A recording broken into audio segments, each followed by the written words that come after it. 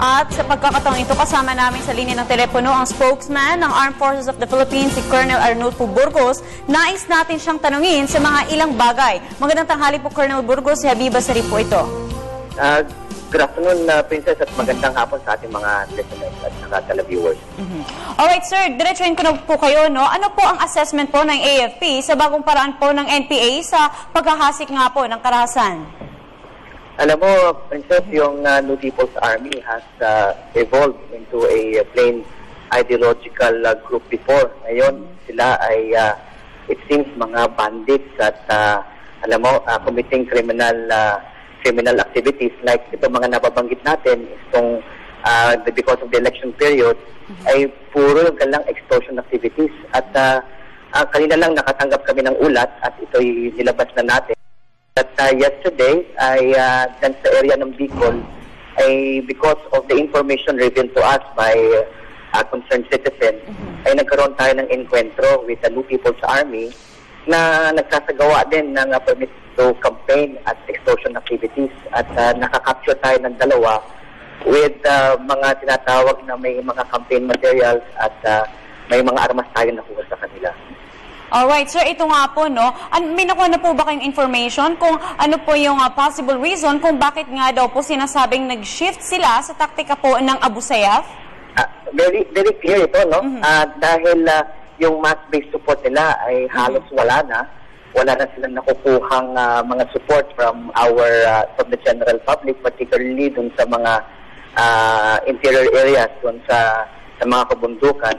Kaya ngayon, they're really doing this extortion activity, taking advantage of the election period para ng mga, alam mo na, ng pondo para to further yung kanilang terroristic activities. That's why we keep on appealing to our people na dapat wag magbibigay dito sa extortion demand ng New People's Army.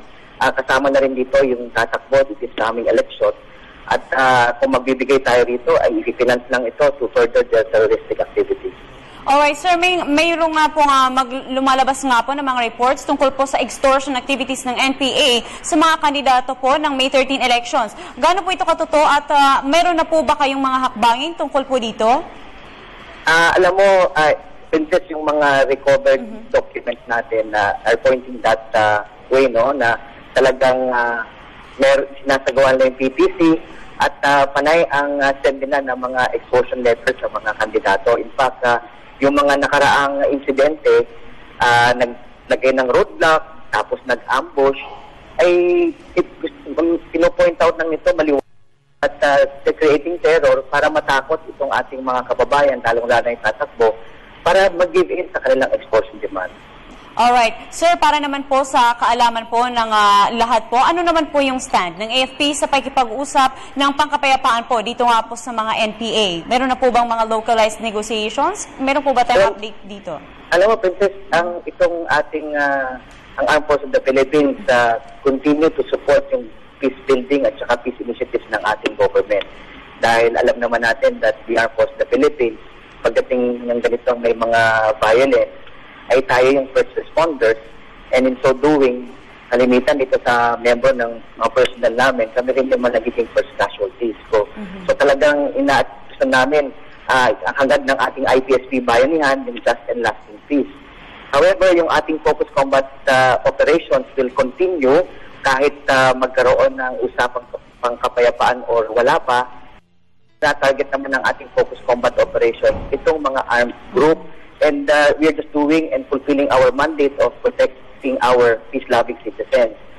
In terms of this mga local peace talks, ginagawa na naman ng ating mga ground commanders yan in tandem with the mga local chief executives. Ginagawa na natin yan. At patuloy natin gagawin yung ating peace and development activities while nandyan pa rin yung ating focus combat operations, doon naman directed ito sa mga armed groups.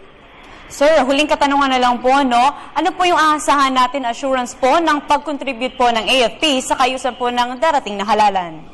Alam mo, matagal na tayong pinaghahanda dito sa darating na halalan at yung ating coordination with the Philippine National Police ay ipapatuloy at lalo namin pinaigting. At sa loob lamang ng 10 araw ay magaganap na yung ating halalan. ay patuloy kaming magmo-monitor, intensify namin yung effort at yung aming security patrols ay lalo namin intensify at ngayon parating na ang eleksyon ay lalo-lalo namin pag-iibayuhin yung aming pagtupad sa aming mandato at mananatili kaming malakas ang coordination with our other security forces, lalong-lalo na with the Philippine National Police. Alright, maraming salamat po, AFP Spokesperson Colonel Arnulfo Burgos. Hanggang sa muli po.